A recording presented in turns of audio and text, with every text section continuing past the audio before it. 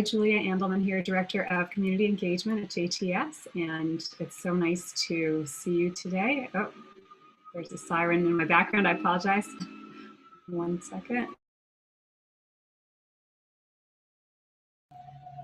Okay, I'll try to speak over the siren. It's so nice to look at all your faces, and it makes me feel wistful already that this series is coming to a close. Today is the penultimate session of this Living a Life of Meaning series. We have a wonderful session not only today, but next week. And then I'm also really excited to tell you we've just confirmed a new series for the new secular year, the new semester for us. So that series is called The Other in Jewish Text and Tradition. And we have an incredible faculty lineup looking at groups within Judaism, Jews and groups outside of Judaism, and even some more interesting divisions in that, and looking on many, many levels and from many perspectives at how we relate to the other. We thought that this was a timely theme for this. I guess it's always a timely theme, but it just felt particularly timely now with a backdrop of kind of constant division that we're aware of politically and otherwise. So we're really excited about that series, and stay tuned for details over the next week or two. So on to today. So we're so pleased to have Dr. Yonatan Brafman, our Assistant Professor of Jewish Thought and Ethics and Director of our MA program in Jewish Ethics. And his session today is called Mitzvot and the Path to Human Flourishing. The last thing I want to say up front is that, as I mentioned the last couple of weeks, but if you missed it,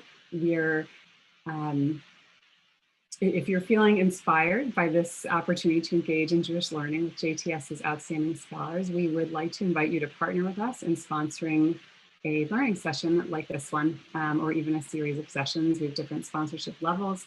And if you're interested in exploring that, please send an email to learninglives@jtsa.edu. Or if you want to do that by phone, you can call 212-678-8866. All right, so thank you so much. And some of you have already stepped up to support our next series, and we're so grateful, and it really makes us feel like we're doing something good here. So thank you. I'm now going to turn it over to Tani, and I'm actually also going to say goodbye. I'm unfortunately double booked today, so Tani is going to be handling the questions, and I'm sure it'll be a wonderful session, so enjoy. Thank you, Rabbi Andelman. So just to quickly review the Q&A for the session, Dr. Brafman will pause for questions periodically throughout the class, and we also have a Q&A period at the end. You can use the chat feature to submit your question to myself. To open the chat, hover your cursor over the bottom of the Zoom screen and click on the chat icon. And then I will go ahead and select a few of the questions to present to Dr. Brafman. Please note that you will only be able to chat with either myself or Lynn Feynman. You will not be able to send messages to the group or to Dr. Brafman, except for, and then also for any technical and logistical questions, please initiate a private chat with Lynn Feynman. The sources for today's class were in the email that you received with the Zoom link for the session. And I know that Dr. Brafman will also be screen sharing them as well. And I'd like to now go ahead and turn it over to Dr. Brafman.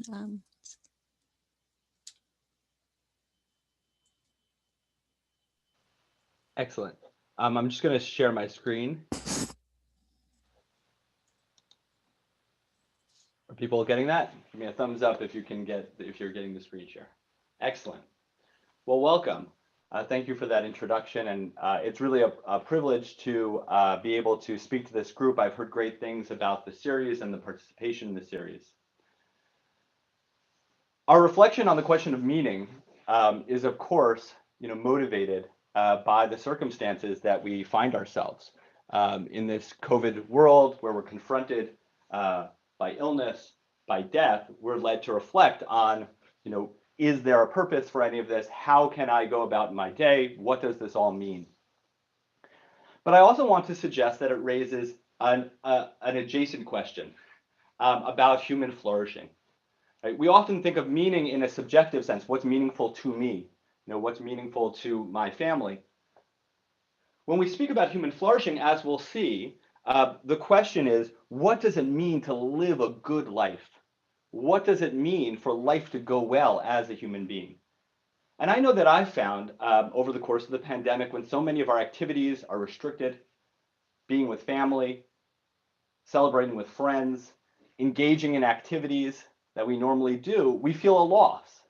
And that loss is in some sense a negative image, right? It brings into relief what we think makes our life go well, what makes our life flourish. What I want to do today is to explore a tradition in Jewish thought that begins with Moses Maimonides and continues into the 20th century, where the mitzvot, where the commandments are seen as a path to human flourishing. So I want to introduce first and foremost some concepts that we're going to be using, and then dive in. So some orienting concepts and some questions we're going to be discussing over the course of the next hour or so together. So two major concepts. The first I've already mentioned, human flourishing, in ancient Greek known as eudaimonia, and referred to by medieval Jewish thinkers as shlemut. All of these ideas denote human life going the way that it should go. Right? What does it mean for a life to go well? What does it mean to have the things that we need? And not only the things that we need, but the things that allow us to live our life to its fullest. And this is picked up in contemporary English through the idea of flourishing. Just like a plant flourishes, we want our lives to flourish. And as I said, in medieval Hebrew, through the idea of shlemut, right, which we often think of as perfection or wholeness, right? But that is the same idea of a flourishing life.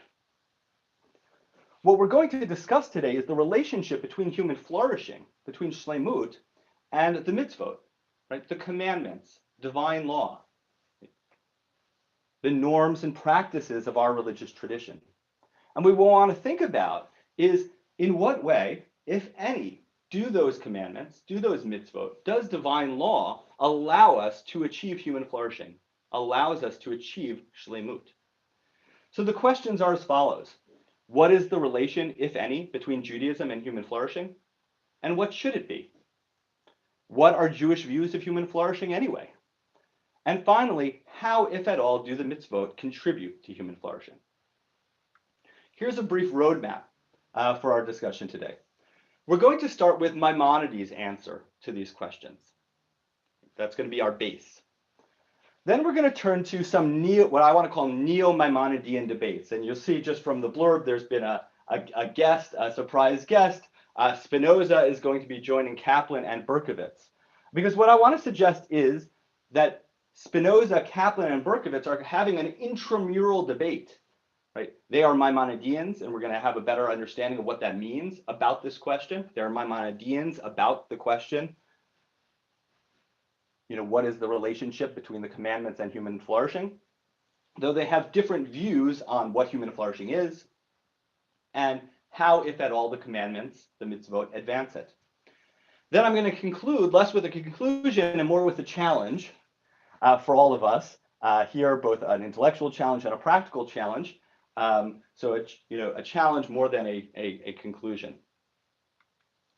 But let's start at the beginning with Moses Maimonides, who I want to suggest forges the connection between mitzvot and human flourishing. So some brief background on Maimonides.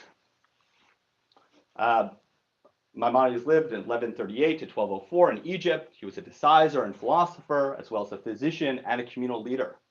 His major works included the Mishnah Torah, his great legal code, and the Guide of the Perplexed, major work in Jewish philosophy.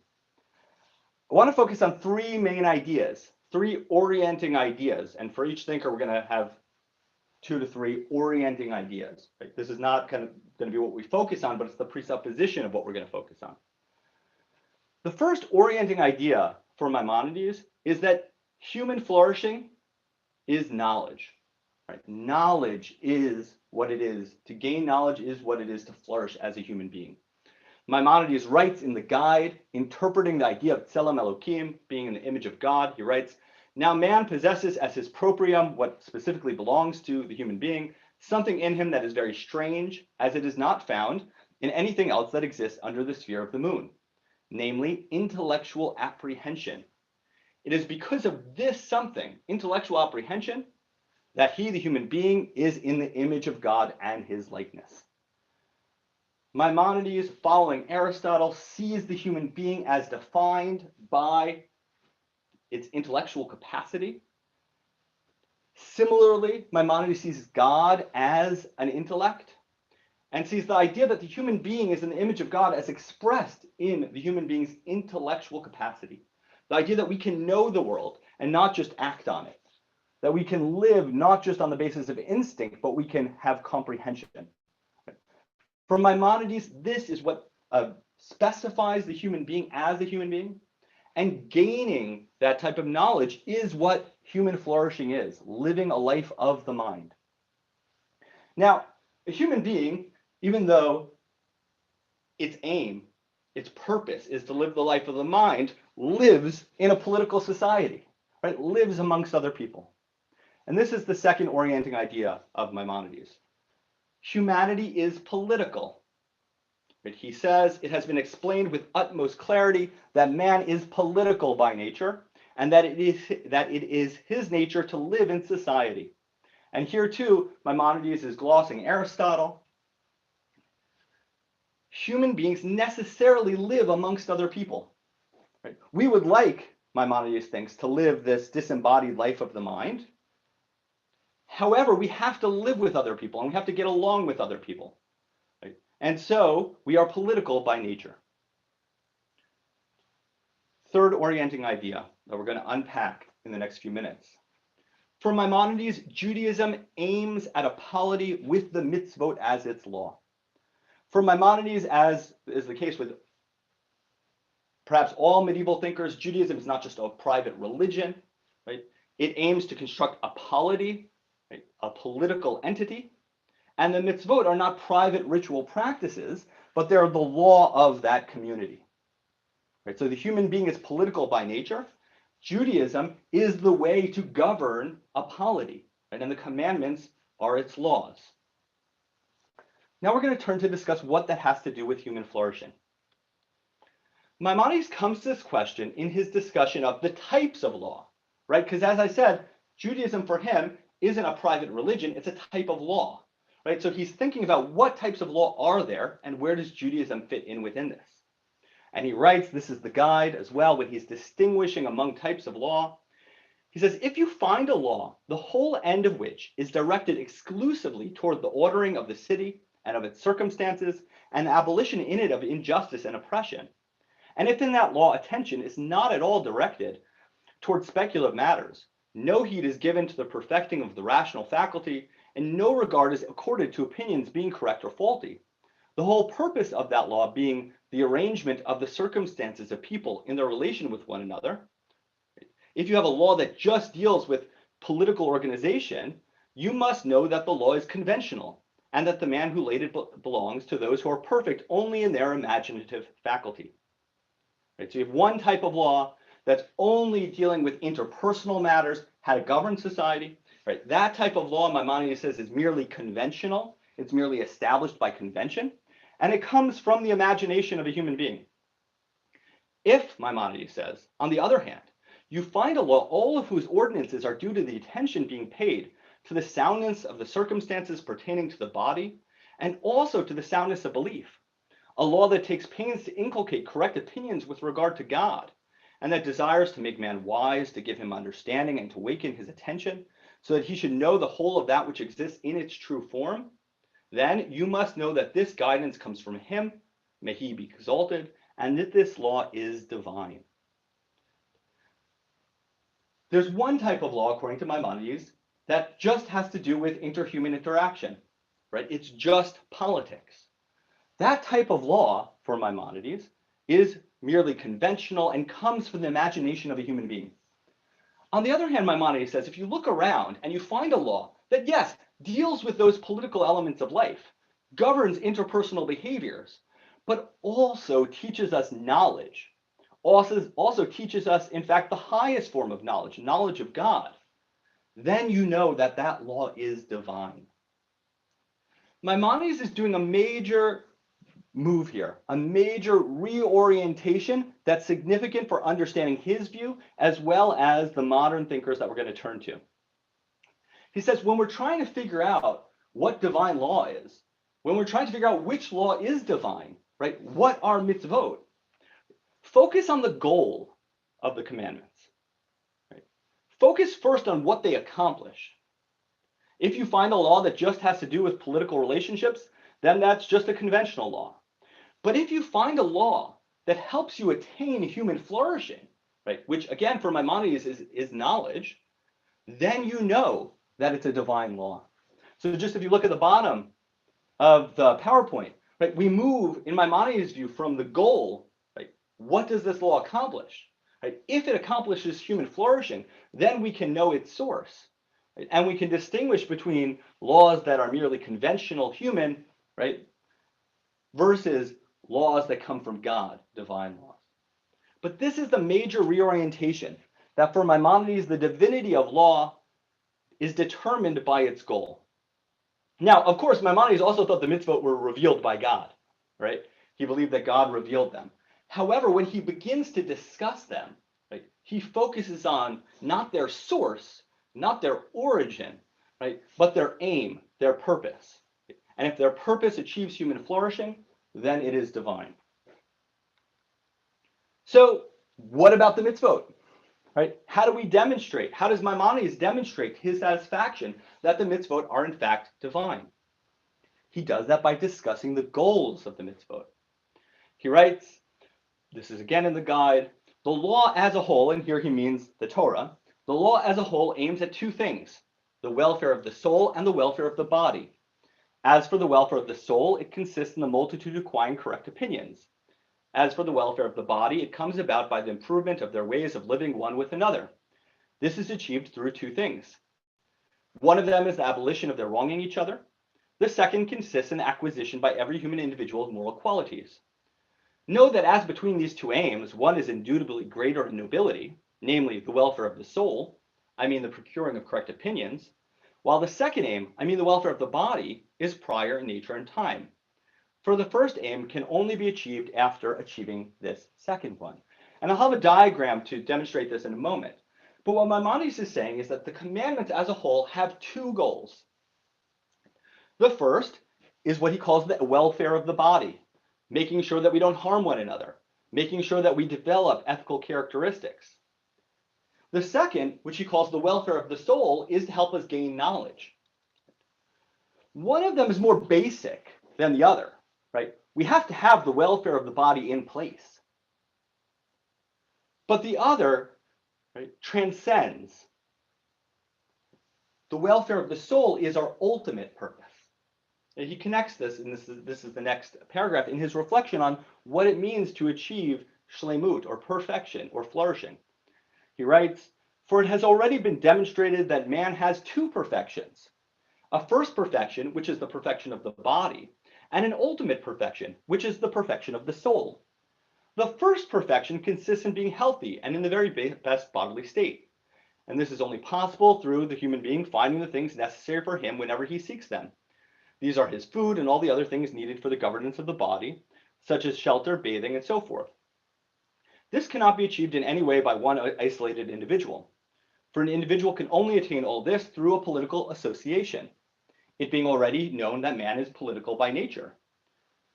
The human ultimate perfection is to become actually rational. This would consist in his knowing everything concerning all the beings that is within the capacity of man to know in accordance with his ultimate perfection. It is also clear that this noble and ultimate perfection can only be achieved after the first perfection has been achieved. So for Maimonides, we have, similar to his discussion of the aims of the law, kind of a layered, right, relationship to perfection. Right? We have a perfection of the body, which is basic. We need to satisfy our needs for food, for shelter, for communal life. Right? That's the foundation. And on top of that foundation, we can attain our true perfection, which in his view is knowledge. He writes, the true law then has come to bring us both perfections. Right? The true law, the true divine law, brings us both perfections. I mean the welfare of the states of people in their relations with one another through the abolition of reciprocal wrongdoing and through the acquisition of a noble and excellent character. In this way, the preservation of the population of the country and their permanent existence in the same order becomes possible, so that every one of them achieves his first perfection. I mean also the soundness of the beliefs and the giving of correct opinions through which ultimate perfection is achieved. The letter of the Torah speaks of both perfections and informs us that the end or the purpose of this law in its entirety is the achievement of these two perfections. For he, God, may he be exalted, says, and the Lord commanded us to do all these statutes, to fear the Lord our God for our good always, that he might preserve us alive as it is this day. So for Maimonides, the Torah and its commandments are divine because they allow us to achieve our two perfections, right? Our bodily perfection as well as the perfection of our soul. And Maimonides strenuously objects and rejects any view that denies this. He writes, there's a group of human beings who consider it a grievous thing that causes should be given for any law.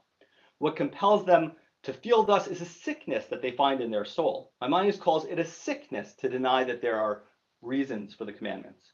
Rather, all the commandments are bound up with three things: opinions, and by this he means knowledge, moral qualities, and political civic actions.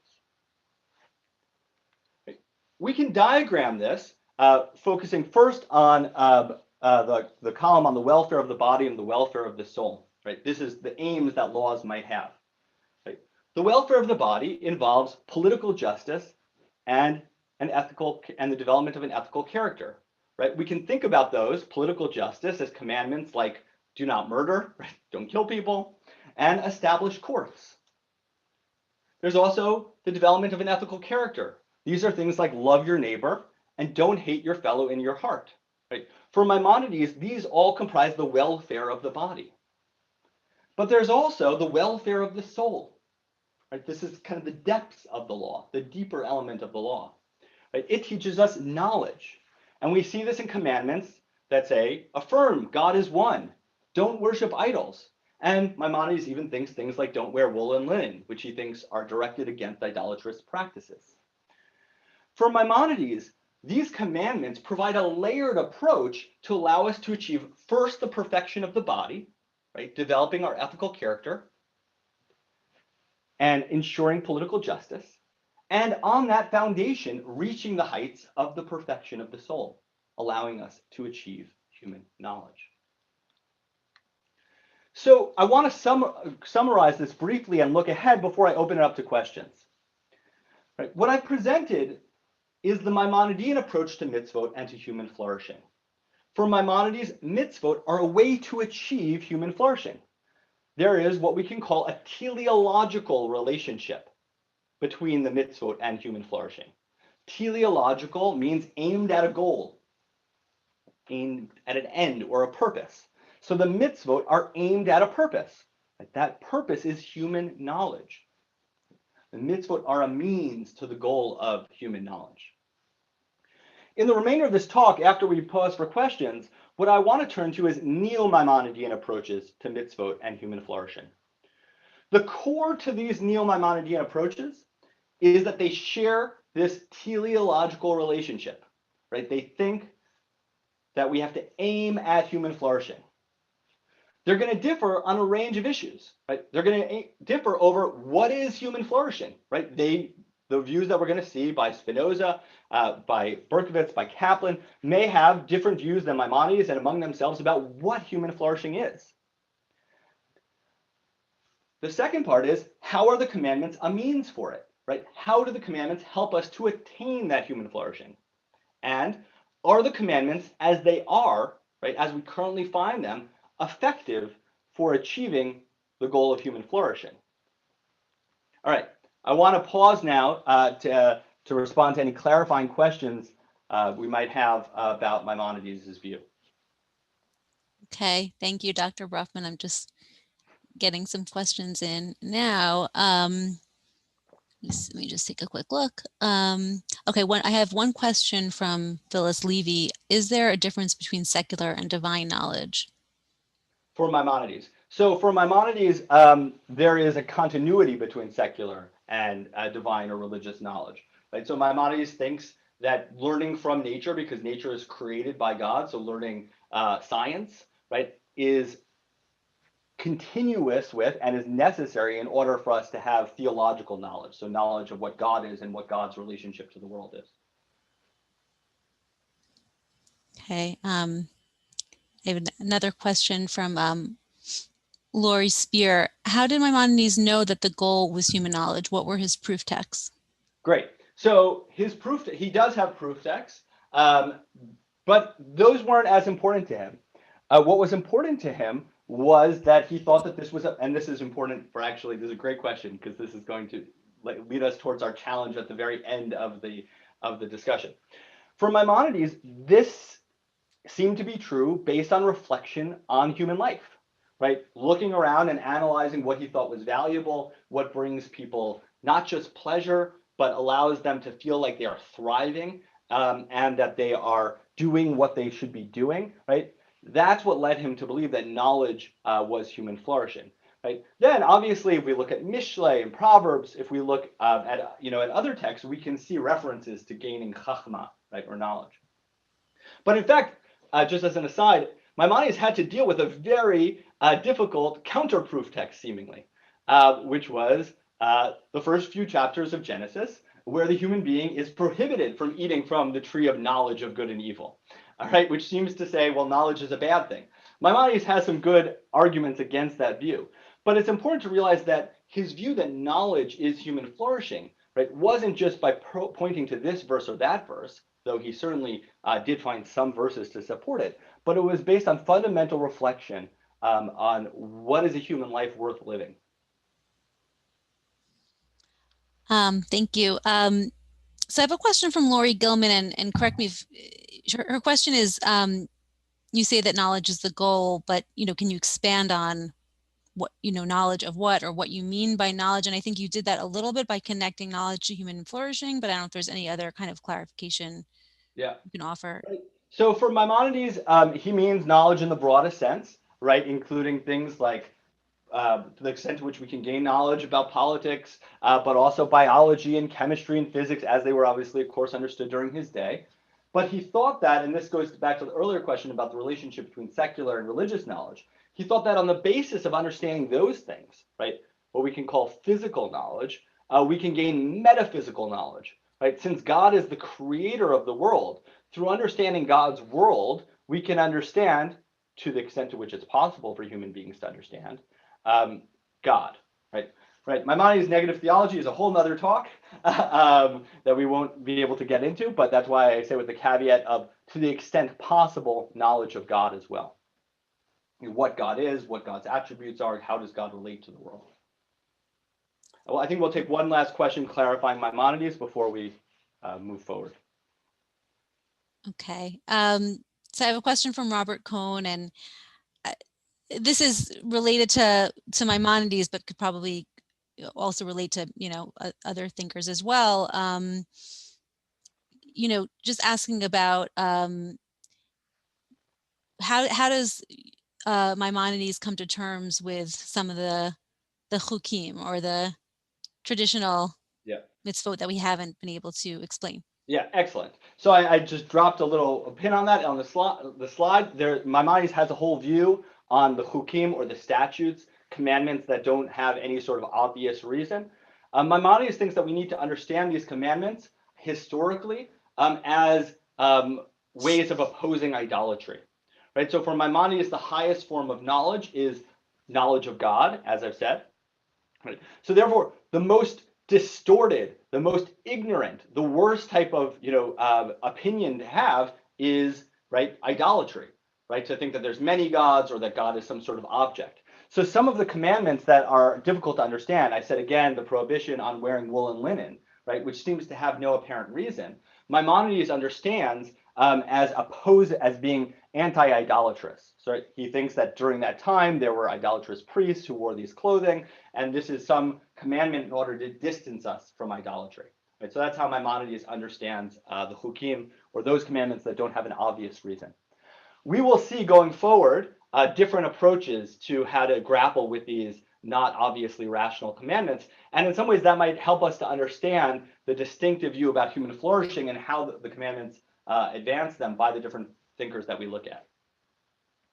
So I want to turn now to what might be shocking, but one of the most famous modern neo-Maimonidean thinkers, Benedict Spinoza. And I want to focus on how he breaks the connection between mitzvot and human flourishing, but does this in a deeply Maimonidean way. Right? He's thinking with Maimonides against Maimonides. So just some background, Spinoza lived from 1632 to 1677 in the Netherlands. He was from a Spanish-Portuguese converso background. And in 1656, he was famously excommunicated from the Jewish community, and even more famously, did not want to return to try to undo the excommunication. His major works are the Theological Political Treatise and the Ethics, which was published posthumously. Spinoza has two major orienting commitments that are important for our purposes today. One of them should be familiar to us. According to Spinoza, knowledge is the human good. Right? Knowledge is the way that we flourish as human beings. I use that term human good and human flourishing interchangeably. Right? What is it for a human being to flourish, to be good as a human being? Right? For Spinoza, knowledge is what human flourishing is. He writes, and this is Spinoza jargon, but I'll unpack it. He says the highest conatus of the mind, right, the highest kind of desire or aim or activity of the mind, and its highest virtue is to understand things by the third type of knowledge. Right? The third type of knowledge for Spinoza is metaphysical or philosophical knowledge. Right? It's above, in his view, scientific knowledge. Right? The desire, the aim, the activity of our minds, according to Spinoza, right, is to attain philosophical, metaphysical knowledge of what is absolute and what is really real and exists. Now, for Spinoza, what is ultimately real, what's absolute, what we want to understand is God or nature. This is the famous Spinozistic view that God and nature are identical with one another. Spinoza writes, God is the immanent, not the transitive cause of all things. What he means by this is that God is the cause of all things. God causes all things to be, but not, Spinoza thinks, in the way that previous religious thinkers had thought about it, that God is the creator of all things, right, the transitive cause of all things. For Spinoza, God is the cause of all things because God just is all things, right? God is the universe. God is nature. The highest form of human knowledge, right, and the way that we fulfill human flourishing is by attaining knowledge of all that is, of attaining knowledge of God or nature. Spinoza, like Maimonides, places this view on human flourishing and theology in the context of his discussion of law. And he distinguishes between, as he discusses divine law, and we'll see that he distinguishes different types of divine law. He writes, by human law, I mean a prescribed rule of conduct whose sole aim is to safeguard life in the commonwealth. Right? By human law, we might use the Maimonidean term, by conventional law, I mean a prescribed rule of conduct whose sole aim is to safeguard life in the commonwealth. By divine law, I mean that which is concerned only with the supreme good, that is, the true knowledge and love of God. This law I call divine because of the nature of the supreme good. Since our intellect forms the better part of us, it is evident that we should endeavor above all to perfect it as far as we can, for in its perfection must consist our supreme good. Now, since all our knowledge and the certainty that banishes every possible doubt depends solely on the knowledge of God, it follows that our supreme good and perfection depends solely on the knowledge of God. There are two very Maimonidean moves going on here. First, the distinction between human law and divine law.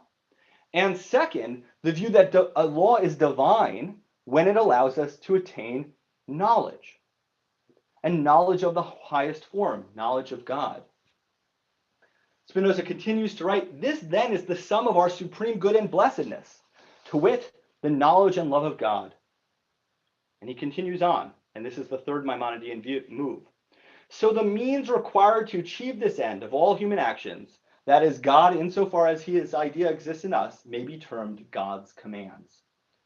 So the rules for living a life that has regard to this end can fitly be called the divine law. Spinoza takes this idea that the divinity of a law is determined not principally by its origin, but rather by its purpose, and applies it. He says, we look around and we see there are human laws, laws that only allow us to attain political success. And then there are some laws that teach us knowledge of God. Right?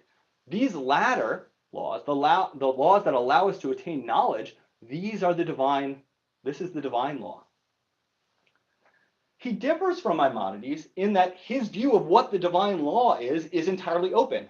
Right? He is not committed to the Mitzvot, the commandments in the Torah.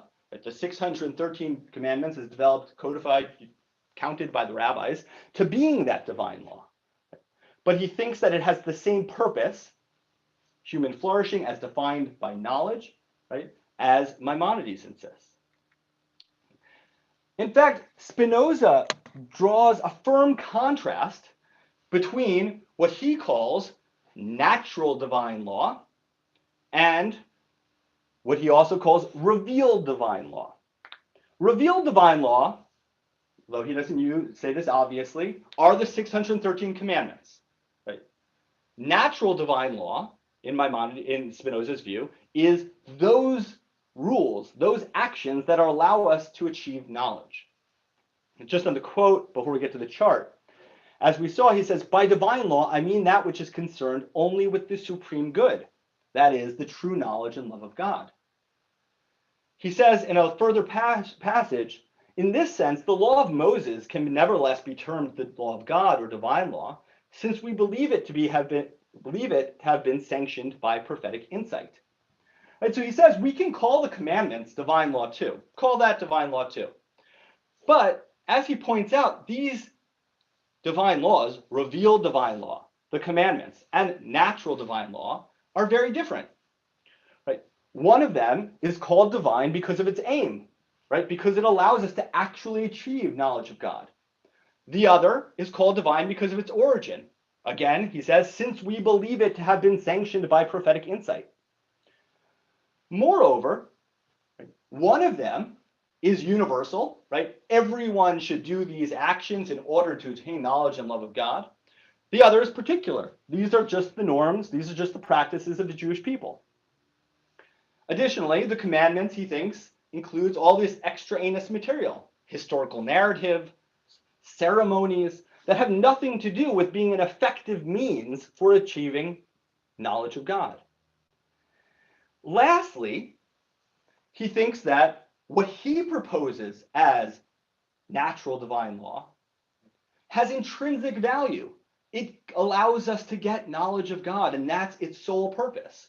Whereas he sees the commandments, revealed divine law, as only having instrumental value, right? Do this or you'll be punished. Do this or a famine will come to your land. Do this and I will make you prosper. To step back, what we see here is a complex debate between Spinoza and Maimonides. They both affirm the teleological relationship between divine law, right, and human flourishing, right? That what makes a law divine, what makes it a divine command, is that it allows us to attain human flourishing. They also agree on what that human flourishing is, right? They both agree that human flourishing is knowledge. And they even agree that it's knowledge of the highest and most important things ultimately, God. But they disagree fundamentally on whether the commandments, whether the mitzvot, actually allow us to attain that. As we've seen, Maimonides gives an analysis of how the different commandments either allow us to achieve the welfare of the body or the welfare of the soul, or as was mentioned, the chukim have kind of a detour, for allowing us to attain knowledge of God. Spinoza rejects these explanations. He says if we look at the commandments, we see that they do not allow us to achieve knowledge of God. Right? So therefore, they are not divine law in their true sense. Right? He's willing to call them revealed divine law, but that's only because we believe it to have been sanctioned by prophetic insight. And I think we should very much doubt or question the tone in which Spinoza says that. Instead, he proposes an alternative, and that he directs you to his major work, Ethics, where he describes the practices that one should undertake in order to cultivate the right dispositions and in order to attain human knowledge of God. The commandments, the mitzvot, play no role in this for Spinoza, because he thinks while they might have tried to attain human flourishing, they do not actually achieve that goal. I want to pause now for some clarifying questions on Spinoza's using Maimonides to think against Maimonides. Well, as I'm waiting for more questions to come in specifically about Spinoza, I did have a couple of questions before about whether or not, I guess, Maimonides and perhaps Spinoza how they compare to thinkers, some of the non-Jewish thinkers, Christian thinkers at that time period. So Maimonides is not working in a Christian context; he's working in an Islamic context. But his thoughts about the relationship between politics and religion were, very similar, right? In the idea that he saw religion not as a private matter, but rather as the organization of political society. And also, he was similar to some of the Islamic philosophers in seeing knowledge as human flourishing, right? Both of those views have a common source in Aristotle. Spinoza is a really interesting case because he is fluent in the Jewish theological tradition, right? Influenced as it was by Islamic thought.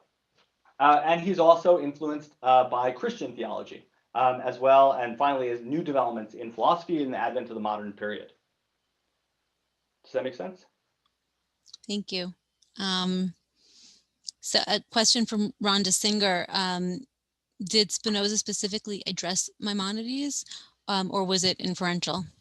So Spinoza does make direct reference to Maimonides, specifically about Maimonides' views about how do we interpret scripture, how do we interpret the Torah, as well as Maimonides' views about prophecy, both to reject them. But there's a lot of really good scholarship to show that it's almost as if he has the guide in front of him as he's writing the theological political treatise, both in the things that he takes on, right, the framework that he uses, and the specific views that he's rejecting. But yes, Spinoza was kind of explicitly responding to Maimonides. Okay. Question from Francine Cantor. Why was Spinoza excommunicated? So that is an excellent question. So part of the problem is if we go back to the dates that I had at the very beginning, in that very brief bio of Spinoza, is that Spinoza was excommunicated, and then his only writings are much later. And so there's a great game amongst intellectual historians of Spinoza, kind of what did Spinoza believe and when did he believe it? Right? We know that if you took the Ethics, his later writings, and you presented it to the Jewish community in Amsterdam, they would definitely, excommunicate him. But that book was written much later. So there's a lot of primary historical research that's done in order to try to figure out, well, what did Spinoza believe at that particular time to get him excommunicated? And we really don't know. We know that he eventually developed views that would have totally got him excommunicated, but we don't know when he developed them or how he was voicing them earlier. Okay, thank you. Let's see. A question from Sherry Allen, if you could possibly review why Spinoza did not think the Mitzvot achieved human flourishing, and just to do a quick review of his argument. Yeah. So Spinoza didn't believe the commandments achieved human flourishing because he thought that they taught a lot of things that were untrue. He thought that they relied on an idea that God, looked over us, looked out for us, and punished us on the basis of doing certain ritual acts. And he didn't see how those ritual acts furthered our knowledge, our development of our knowledge. And he thought that the view that God punishes us, that God rewards us, was false, right? So both the things that it's asking us to do and the framework in which it's doing, he thought was wrong, and so therefore couldn't provide us with knowledge, right? Because knowledge is, by definition, something that is, right about the world. Then when he's looking at them, he sees that they apply just to a particular group of people, but human flourishing in Spinoza's view, right, and even Maimonides' view, is universal. It's the good for all human beings, right? And it includes things like historical narratives and ceremonies, which he could see no obvious connection between them and attaining knowledge. Does that help? Thank you. One question from, do we have time for another question? I think one more question. Okay, from Alan Altschul. Although knowledge is important, how can they discuss human flourishing without discussing actual practice and conduct as in relationship to knowledge? Yes, great. Right, so they do, and this is why I introduced in Maimonides, and I'll say something about Spinoza. Right, Maimonides thinks that there's this kind of pyramid structure. Right, we need to engage in certain. Right, we need to live in a society where there's not active injustice. We need to develop good character traits. Right? These all provide the foundation, right, for attaining knowledge. So for him, knowledge is still the ultimate goal, right? But it relies on practices and a framework for us to be able to achieve it. Spinoza also, right, and thinks that there are certain actions that are necessary in order for us to attain knowledge. This is in the ethics. He thinks we need to, kind of discipline our emotions. We need to be in control of ourselves. But again, similar to Maimonides, this is the foundation. So if you don't have the foundation, you can't have the pinnacle, right? But the pinnacle is still the pinnacle, right? Knowledge is still the ultimate goal. That's actually a great place to stop, to transition to our next section, because as we've seen, Maimonides and Spinoza both share this view that there should be a teleological relationship between the commandments and human flourishing, right? The commandments should advance human flourishing. And they both share more specifically the view that human flourishing is knowledge. Right? What we're going to see in the next sections, when we look at Kaplan and Berkovits, is that both of them retain this teleological relationship, right? See the commandments as oriented toward the purpose of human flourishing, but they have different views about what that human flourishing is. So we turn to Mordecai Kaplan and his, right, if Spinoza breaks the connection between the mitzvot and human flourishing, Kaplan, pun intended, reconstructs the connection between the mitzvot and human flourishing. So just some background on Kaplan. Kaplan was born in 1881 in Lithuania and died in 1983 in New York City. He lived a very long life, also kind of a time period that's really amazing. He taught here at JTS, the Jewish Theological Seminary, and ultimately was the intellectual godfather of the Reconstructionist Judaism. His major work, at least for our purposes today, is Judaism as a Civilization. Now, Judaism as a civilization has two orienting commitments. The first is in the title, Judaism as a Civilization. Kaplan writes, the term civilization is usually applied to the accumulation of knowledge, skills, tools, arts, literature, laws, religions, and philosophies, which stand between man and external nature, and which serve as a bulwark against the hostility of forces that would otherwise destroy him. For Kaplan, Judaism is not simply religion or ritual or a relationship to God. It is kind of the all-encompassing framework of our society and our culture. right? And again, including literature, law, religion, philosophy. It's kind of all the ways in which human beings interact with the world, the natural world around them. So Judaism is not a mere religion, it is a civilization. Within that civilization, there is also Jewish religion. And Kaplan thought we need to give what he calls a functionalist interpretation of Jewish religion. He writes, the Jewish religion must be so reinterpreted that it will be able to further the values which have become the conscious object of all human striving. Functional reinterpretation is concerned with man's yearning to find himself in a universe that is friendly to his highest purpose, to fill the most valued potentialities of his nature, and to achieve a social order that is founded on justice and peace. For Kaplan, we need to interpret and perhaps reinterpret Judaism in order for it to fulfill the function, right, of fulfilling human beings' highest purpose, right, which identifies with our individual, the most valued potentialities of our nature, and a social order founded on justice and peace. We need to take that as the goal of Judaism and then reinterpret Judaism so that it achieves it here and now. We're going to develop this further because it's going to apply it directly to the Torah and then to the commandments. So again, a functionalist interpretation, right, focuses on, asks the question, what is the function of this idea? What's the function of this practice? And then how can it adequately, effectively achieve it here and now? So just focusing on the three themes of God, Torah, and Israel, but leaving Torah to last because that's what we're going to focus on. He thinks we need to understand Israel, or the Jew, right, the name of the people, as the Jewish people, not just a religious confession, right, but a transnational, right, a cultural, politically unified nation. Right? Israel, right, is not just the name of a nation state or of a religious community, but rather a people. God, in his view, isn't just a particular entity, right, a particular being, but rather Kaplan thinks we need to understand God as the power that makes for salvation. Human beings are trying to achieve something with their lives. They're trying to attain things in this world. And if we interpret God functionally, right, we need to understand God as whatever that power is.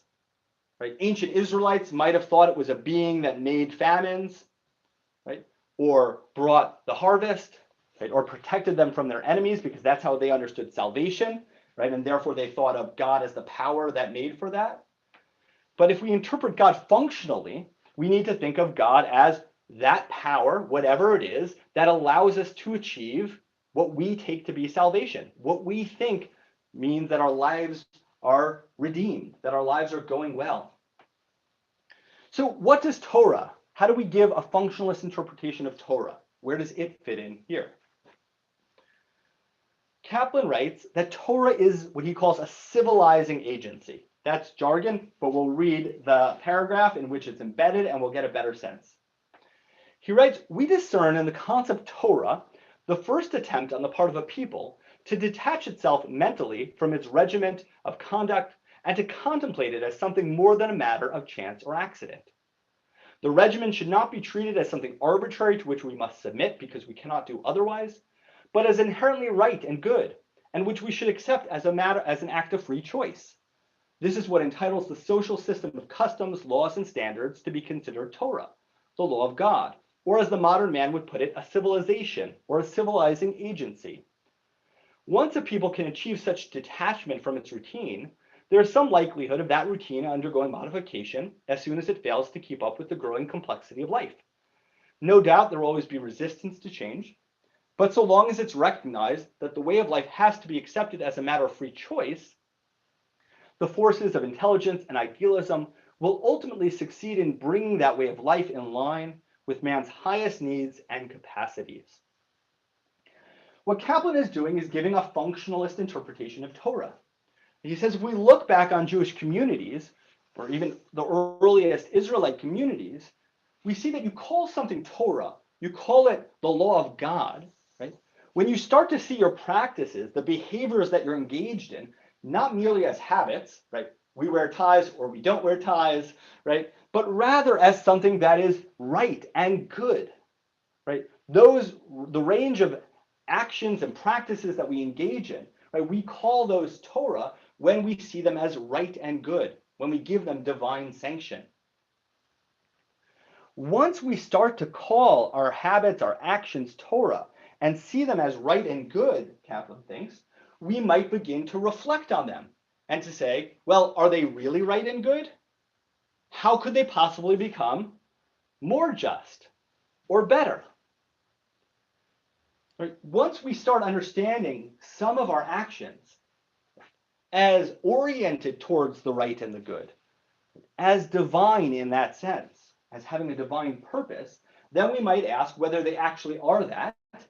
And if they're not, right, we might use, right, our ingenuity in order to revise them, in order to make them better achieve their purpose. Right? Again, what we here see in the idea of functionalist interpretation in Kaplan, right, is a teleological relationship between the commandments and human flourishing. But what Kaplan focuses on is this teleological relationship itself, right? That the commandments have been oriented towards human flourishing, but sometimes they are good at achieving that, and sometimes they're not, right? And we need to undertake a conscious evaluation of them to see if they are attaining their goal. In fact, he writes, and this is the final quote on this page, a revision of the entire system of Jewish customs is imperative. Before any constructive attempt at revision can be made, however, Judaism must be accepted, both in theory and practice, as a civilization. Kaplan thinks that if we cease seeing Judaism as simply a religion, right, simply something that we do in our houses, in our synagogues, as a matter of prayer, just a relationship between us and God, but rather we see it as an attempt to create a civilization, we might ask, what is the purpose of this? Right? What goal is it trying to reach? And then we might ask, is it effectively meeting that goal? So Kaplan applies this analysis and reinterpretation directly to the commandments. And like the rabbis before him, he distinguishes between two types of commandments. Those between man and his fellow, ben Adam l'chavero, and those between man and God, ben Adam l'makom. He thinks that those between man and his fellow are simply ethics, right? When the Torah prescribes us, right, to love our friend, to not hate them in their heart, to give tzedakah, right, it is promoting ethical behavior. But there are also those commandments that are between the human being and God. And Kaplan calls these Jewish folkways. And in his view, they too serve a purpose. He writes, Jewish observance can only be said to serve its purpose when it contributes, 1, to the preservation of the Jewish people, and 2, the satisfaction of the personal spiritual needs of Jews. Our position is that those mitzvot, which in tradition are described as applying between man and God, should be observed insofar as they help maintain the historic continuity of the Jewish people, and to express or symbolize spiritual values or ideals which can enhance the inner life of Jews. So we see here very clearly Kaplan saying that there is a teleological relationship between the Jewish folkways, right, and certain goals. Right? They should preserve the Jewish people, and they should satisfy our personal spiritual needs. And he would say if they are not fulfilling those needs, they need to be revised. He writes, law can no longer be conceived, and here means Jewish law, as unilaterally imposed by a transcendent deity. We cannot in our day hold Mount Sinai over the heads of the Jewish people and say, accept the Torah or else. We must assume that the law is the instrument by which human beings who feel the need of sharing life define their common purposes, the mutual relations necessary for their achievement, and the sanctions to be employed in enforcing the common will. Since God is the power that makes for salvation, and since democratic polity is expected to function as an instrument of a people's quest for salvation, the law in a democratic polity, and here he's not talking about American law, he's talking about Jewish law, derives its ultimate validity from the extent to which it conforms with the divine will by actually contributing to the salvation of the individual and of human society generally. Right. Here we see a very clear statement of the Maimonidean shift from origin to purpose. Right. It derives its ultimate validity from the extent to which it conforms to the divine will. How? By actually contributing to the salvation of the individual and of human society generally. And again, Kaplan doesn't think this is obvious. It's not something that's given all at once, right? It's something that might have to be attained. He writes, democratic law cannot be developed by interpretation alone. It requires legislation also. Wherever possible, resort should be had to interpretation of existing law rather than to legislation of new law. But when that law has become so obsolete that no reasonable interpretation of it can either remedy some evil or advance some good, it should be superseded by new law in accordance with the vital needs of the people. So I want to bring this together and then pause again for some questions. What we see here, again, is an emphatic statement of a teleological relationship between the mitzvot and human flourishing.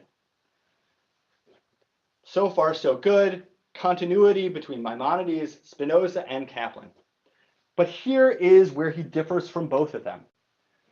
First, he rejects both Spinoza and Maimonides' view that knowledge is human flourishing. He thinks that we can have a developing conception of human flourishing. Right? We can look at history, we can reflect on our own lives, and we can come to a better understanding of what human flourishing is. That might include knowledge as some part of it, but certainly not as the summum bonum, right? The most important good that both Maimonides and Spinoza thought it was. So Kaplan opens up our vision of human flourishing to say it might develop over time. He also differs from Maimonides and Spinoza, right, in how fixed he thinks the mitzvot are, how fixed he thinks the commandments are.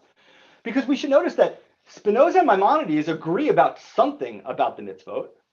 They agree that they are fixed, right? Maimonides then goes on to say, yes, they're fixed and they wonderfully help us to achieve knowledge. Spinoza says they are fixed. This is what they are, and they are woefully adequate to achieve knowledge. Kaplan disagrees with both of them because he thinks the mitzvot are dynamic, that the mitzvot may be adjusted, right, not just through reinterpretation, but also through revision in order to achieve our developing conception of human flourishing. I want to pause now to answer some clarifying questions, if anyone has them, about Kaplan or about this relationship that I've traced out now before we move to our last figure. Thank you, Dr. Brafman. I had a few questions come in. So, sorry, I'm just scrolling back to one question was, you know, given what Kaplan, you know, what he understands, you know, how do you keep a functional community? Since what works for one may not work for others, each one may decide something different for themselves. Excellent. So that's actually a question that Kaplan thought a lot about. And as I mentioned, he lived a really long life, so his mind changed over time. I'm going to focus not on his last view, but I think on his best view. In the 1930s and into the 1940s, Kaplan thought that we needed to develop, you know, Jewish communal organizations that would allow within congregations diversity, but that also set up standards to preserve the continuity and some form of centralization of the Jewish community. He was, in fact, active in the attempt to set up a kihila, a Jewish community for New York City, which again would handle things like fundraising and professional development, but it would also set up like very, very, very minimal standards for being a member of the Jewish community, and then would have under its umbrella different synagogues across the spectrum, Orthodox, Reform, Conservative, that would then have their own, you know, more specific set of norms. And this is, by the way, why he resisted seeing Reconstructionism as its own movement. He thought of it as like a way of thinking about Judaism in general as a civilization under which the different denominations could slot, where just to get back to the question, wherein Jewish unity could be preserved, right, across those divisions and then be more specified as you got into more local communities. Question from Laurie Spear. By what authority did Kaplan claim the right and power to suggest such a radical change of Mitzvot? That's a great question. By what right and power? I mean, I think he would say similar to that was claimed by someone like Maimonides, and this goes back to a question that we had before, in that I think he thought that this made sense, right? He thought that this was the most accurate understanding of Judaism as it developed, and most in keeping with how it could be understood to further human flourishing, right? To actually be a good thing for human beings, and not just a practice that we do. Does that make sense? Thank you. Let's see.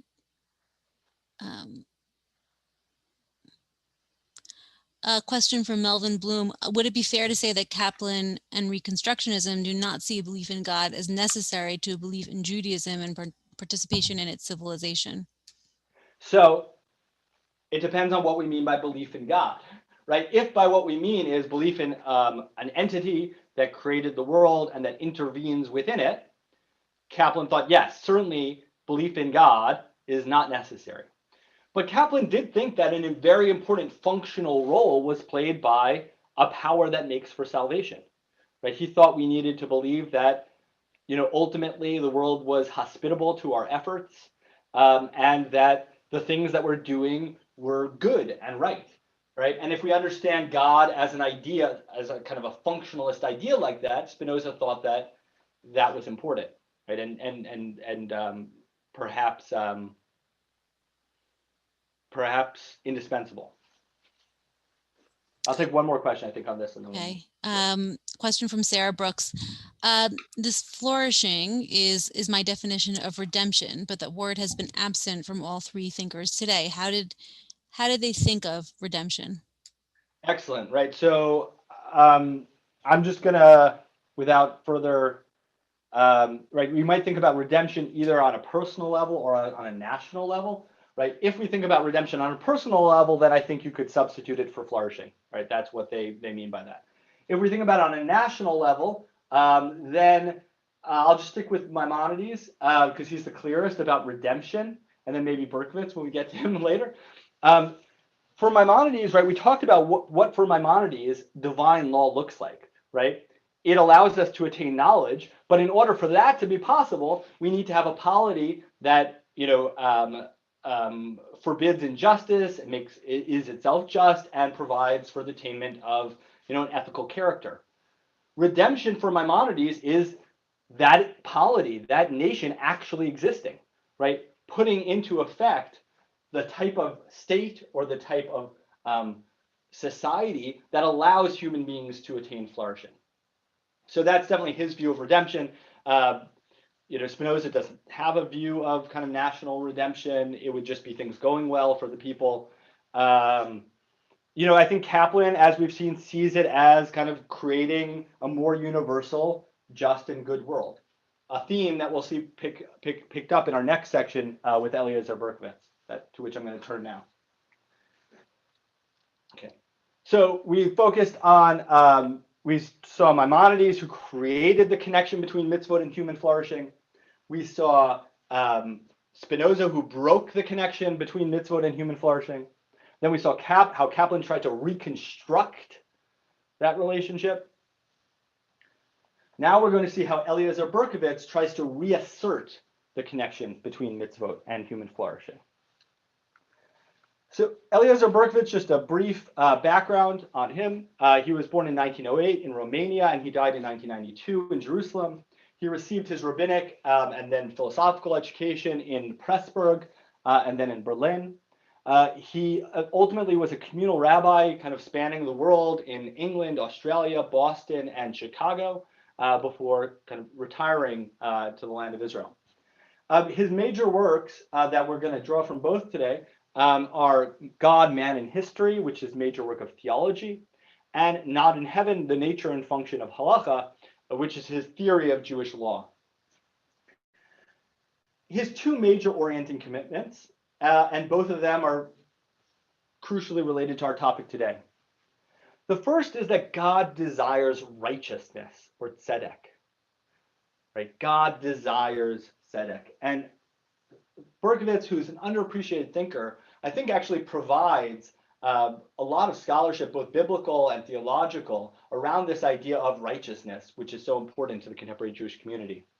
He writes, tzedek is the most comprehensive conception for that which is right. It is the idea of the good. It subsumes mishpat, or justice, tzedakah, charity, emunah, faithfulness, or emet, truth, and Yeshua, redemption. That goes to our last question. All these are aspects of tzedek. Tzedek is the highest moral good. Right? If we think about what tzedek is for Berkovits, try not to kind of load in your translation of that term. For him, it is the value that incorporates all the other positive values. It's kind of the highest order value. And this is what God desires, according to Berkovits. This was God's reason for creating the world, and it is the world's ultimate goal. Part of that, then, is that righteousness is human flourishing. When a human being is doing tzedakah, speaking emet, right, pursuing mishpat, right, a human being is flourishing, realizing what it is to be a human being at its highest form. Berkovits gives us an analysis of the types of mitzvot, similar to our other thinkers. Right? We saw Maimonides do that. We saw Kaplan doing that. And he divides them, like Kaplan, into the two areas of between man and his fellow and between man and God. And he writes, this is from God, Man, and History. He says, now the ethical significance of the laws affecting human relations can be readily acknowledged. Right? We can all see how the interpersonal commandments, the laws between man and his fellow, right, are, have an ethical element to them. The laws of the second group, however, the purely ritual part, present a serious problem of interpretation. One may accept the need for some basic ritual practices and yet be nonplussed by the elaborate system of Jewish ritual law. What's the purpose of the numerous rules and regulations that seem to suggest a purely mechanical observance? On the other hand, the ethical code of the law regarding man and his fellow is not free of problems. If the validity of the law were to depend on the arbitration of the intellect, the paramount importance of the revelation of the law would be abolished. We seem to be left with an insoluble dilemma. The validity of the law must be rooted either in reason or revelation. But if the law has intellectual validity, what need is there for revelation? And if the law is not acceptable to reason, what use revelation? And so Berkovits divides the commandments into two groups, between man and his fellow and between man and God. He defines the first, between man and his fellow, as ethical actions, and the latter, between man and God, as ritual actions. But both of these groups of commandments present problems. The problem of the first is if the commandments between us and our fellow are ethical, right, then why do they need to be revealed? Why do we need God to tell us to love our neighbor as ourselves? Why do we need God to tell us to give charity? Right, if this is just what ethics teaches us. And the other ones, like Shabbat or Kashrut or not wearing wool and linen, the ritual actions, what's the point of these? What do they do? So why revelation for the ethical actions? This is just by the by. This isn't our focus today. Berkovits thinks that they have to be revealed in order for them to be authoritative. He says a law instituted by the will of a relative authority admits of compromise for the sake of expediency. The law of an absolute authority will not be overruled by such considerations. All secular ethics lacks the quality of absolute obligation. They are as changeable as the desires and will that institute them. The law of God alone is as eternal as his will. So to the first question, right, why do these interpersonal commandments, the ethical actions, why do they need to be revealed? Berkovits says, well, they need to be revealed in order for them to actually have authority, for them to have sanction, to claim us. He then turns to the second question, what is the purpose of the ritual actions? He says, the aim of the ritual commandments is to teach purely subjective emotion, needs, and desires a new awareness, which is far into the organic component of the human personality. It is the awareness of the other, of an order of being as well as meaning different from that of organic egocentricity. The purpose of the inhibitive rules, the prohibitions, is to practice saying no to self-centered demands, whereas the fulfillment of the positive command is an exercise of saying yes in consideration of an order different from one's own. By such training, one breaks down the exclusiveness of man's organic selfishness. The obedience to the rules and commands is itself an exercise in behavior that is not purely self-regarding and orients a person to an other. Awareness of the other means acknowledging it and considering it. So for Berkovits, right, one group of commandments are ethical actions, right? They themselves are, we could say, tzedek, they are righteousness. The ritual commandments, those that don't seem to have any obvious ethical significance, Berkovits thinks is a discipline, a way of training ourselves to respond ethically to others, to practice saying no to ourselves, right? Right? We say no to ourselves, don't eat the pork, so that we can say no to ourselves, don't embezzle the money. We practice, we make ourselves pray 3 times a day. We say yes to praying, to practice saying yes to another person when they ask us for charity or ask us for a favor.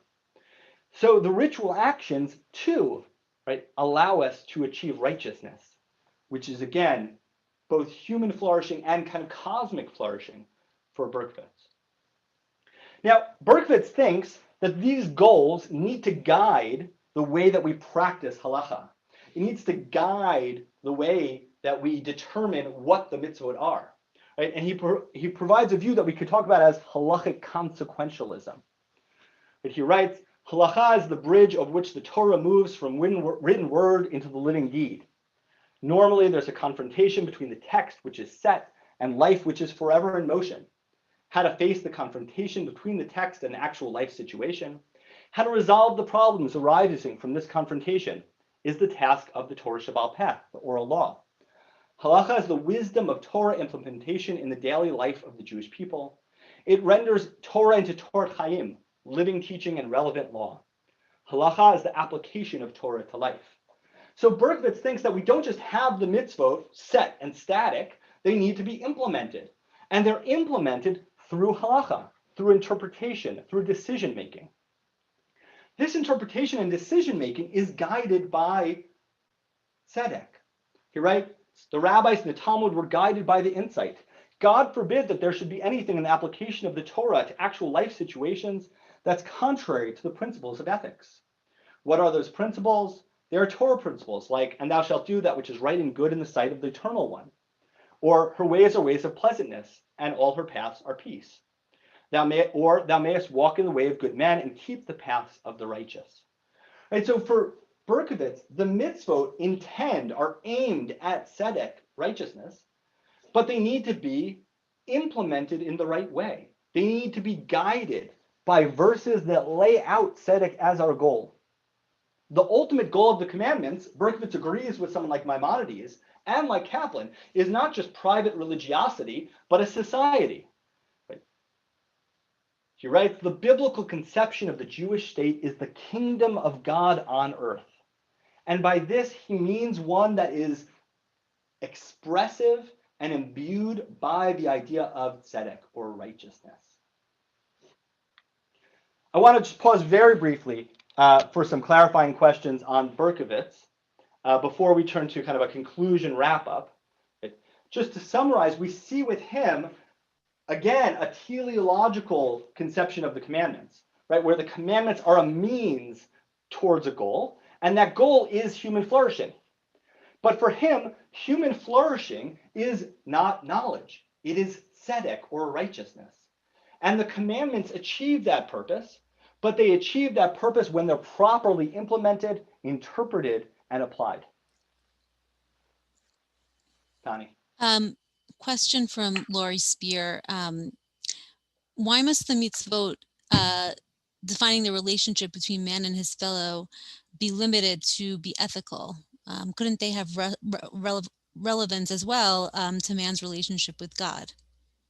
If the ritual actions help us develop the discipline necessary to ethical action, why shouldn't the language of our prayer ritual more closely reflect the ethical behavior that he considers the good? So I take your question to be is that sometimes our ritual, it seems like the ritual commandments inhibit our like the ethical ends that we're trying to achieve? Is that part of the question, Tani? I mean, at least it seemed to me, and actually this question was on my mind as well, not that they inhibit ethical action, but from what I heard, I didn't hear that the commandments, I heard that the commandments were all entirely about the ethical action and not also about our relationship with God. So that's what I heard, at least. Great. So yeah, I can respond to that directly.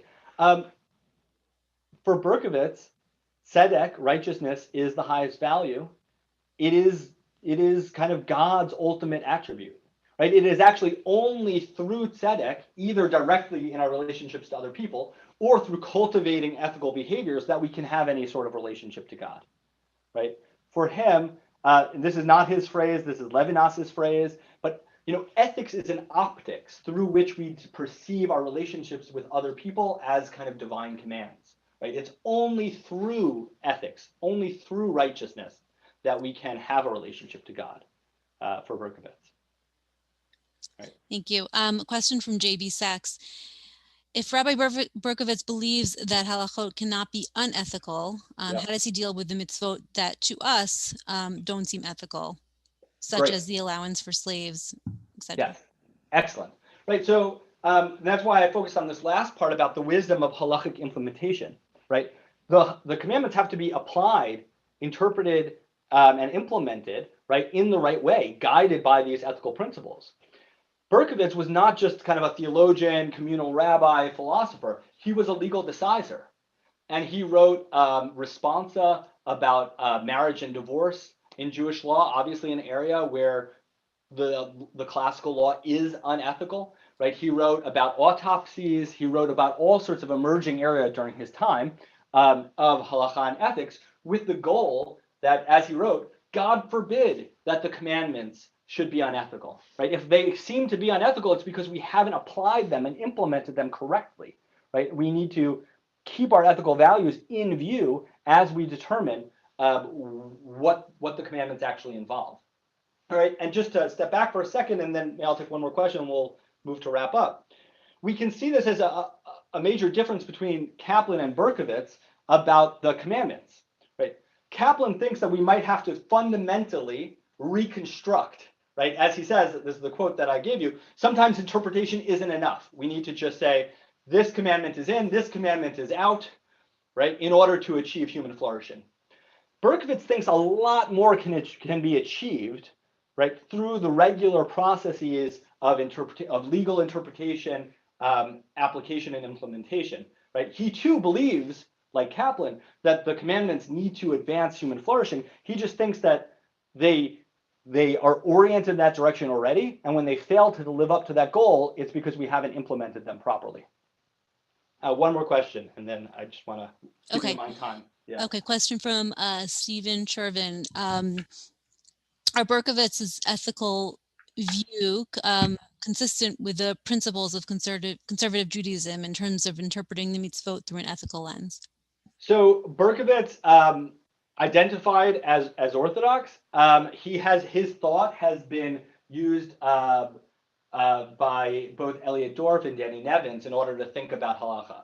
I think that his insights are, like, as Maimonides say, you take the truth from wherever it comes. And I think that Berkovits has been an inspiration through people kind of on the left wing of Orthodoxy, and also decisors within the conservative community as well. All right, I want to turn now, we're going to get back to questions, to a kind of a summative and then provocative conclusion. So I want to just recap what we've been discussing.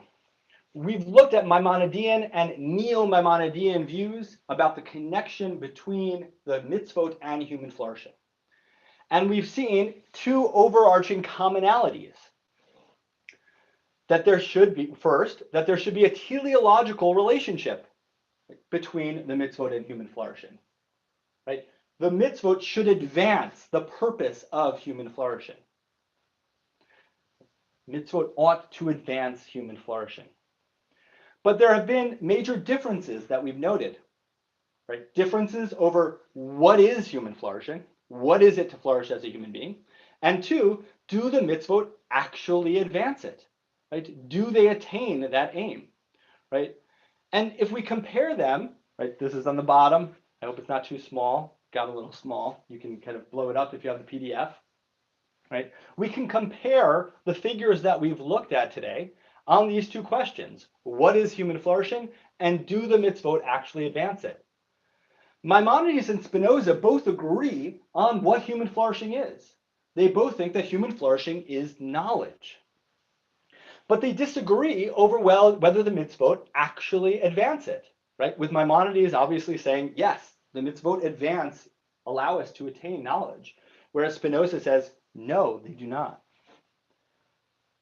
Kaplan and Berkovits, right, disagree with Maimonides and Spinoza insofar as they don't recognize knowledge as the sole aim of human flourishing. Kaplan thinks that human flourishing, our conception of it, develops over time, right? We haven't yet determined what human flourishing is, or we have some idea of its constituents, but we might revise that. Berkovits thinks that human flourishing is righteousness, is tzedek. Kaplan and Berkovits also disagree with Maimonides and Spinoza in how dynamic, how flexible they think the mitzvot are, right? Maimonides and Spinoza think the commandments are fixed. There are these commandments. And then the question is, do they allow us to attain knowledge, right? With Maimonides saying yes and Spinoza saying no. Kaplan and Berkovits think that the commandments aren't fixed. Kaplan thinks that they might require reconstruction, and Berkovits thinks that they might require interpretation. But in both cases, this reconstruction for Kaplan or reinterpretation for Berkovits should be guided by human flourishing. The mitzvot, in order to be worthy of their name, for Maimonides, Spinoza, Kaplan, or Berkovits, must be oriented towards human flourishing. So I want to close with a challenge. The challenge is, what is human flourishing? Right? We've seen a diversity of views here.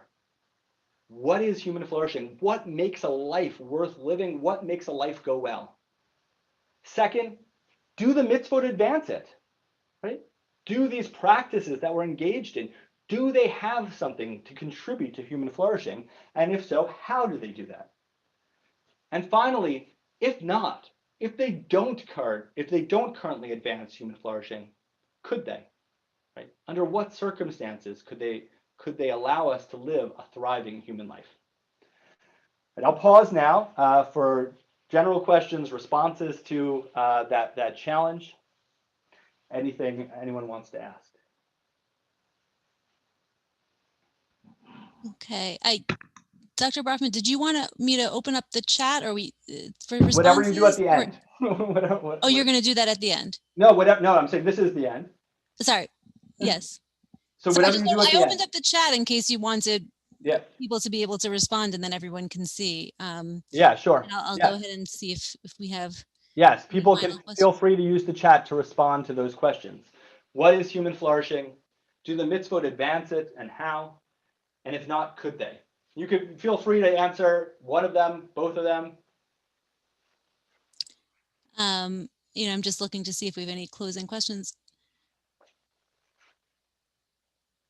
I have one question from Zahav Gold. Doesn't the idea that mitzvot must advance human flourishing make everything man-oriented as opposed to God-oriented or God-centered? Yes. So that's a great question. Right. So part of the Maimonidean and Neo-Maimonidean orientation is that God doesn't want our kind of simple obedience. Right. What the orientation from the purpose of the commandments away from their origin is to say that if God is good, right, if God is righteous, then God wants what is good. God wants what is right for us, right? And so that there's not going to be this disparity between kind of an orientation towards God on the one hand and what's good for human beings on the other, right? So kind of anthropocentric versus theocentric. And that's kind of a fundamental, another way of stating this fundamental Maimonidean and then Neo-Maimonidean idea that the commandments are oriented towards human flourishing. Okay. Would you like me to go ahead and ask one final question, or Yeah, sure. we're just about out of time? Okay. Now I'm looking to see what's coming in now. And if you, I saw before a now that I've question opened the about- chat, if you see anything that you want to respond to, you can feel free. Go ahead, sorry. Yeah, so I saw a question about whether it would be intellectually coherent to take kind of Berkovits' view on human flourishing as tzedek and Kaplan's view about, that the commandments might need not just reinterpretation, but reconstruction. Yes, that would certainly be intellectually coherent. Because again, Kaplan said, we have a developing idea of what human flourishing is, right? You would then go on and claim, well, I think, and I have good reason to think, human flourishing is righteousness, and therefore I want to think about it in Kaplanian terms. How did Kaplan understand spiritual flourishing? I saw that, right? So Kaplan certainly didn't believe in supernaturalism, right? He didn't believe that there was a being kind of over and above human beings, and spiritual means connection to that. But he thought about human beings having wider relationships and connections with one another. And he believed in the importance of things like art and music and culture as spiritual in the German sense of geistig, right, of like higher. And these are ways that he thought about kind of spirituality, but again, it was spirituality without supernaturalism. Well, thank you so much, Dr. Brafman. I think we're just about out of time. Getting a lot of notes of thanks as well. And Thank you. And people should feel free to, if they have any specific questions. I know we did like a lot, which is an understatement. If people want to email me at yobrafman, YOBRAFMAN @jtsa.edu, I'd be happy to continue the conversation. Thank you very much. You certainly opened us up to, so many different ideas and leaving us, a lot to think about. So thank you very much. Well, thank you for the invitation. And we just wanted to share with you just the information on our next week's session, which is the final session in this series. Dr. David Fishman will be speaking. His title is The Book Smugglers of the Vilna Ghetto, Choosing a Life of Meaning Under the Specter of Death. So it certainly promises to be really interesting final session. So we hope you'll join us for that. And thank you very much.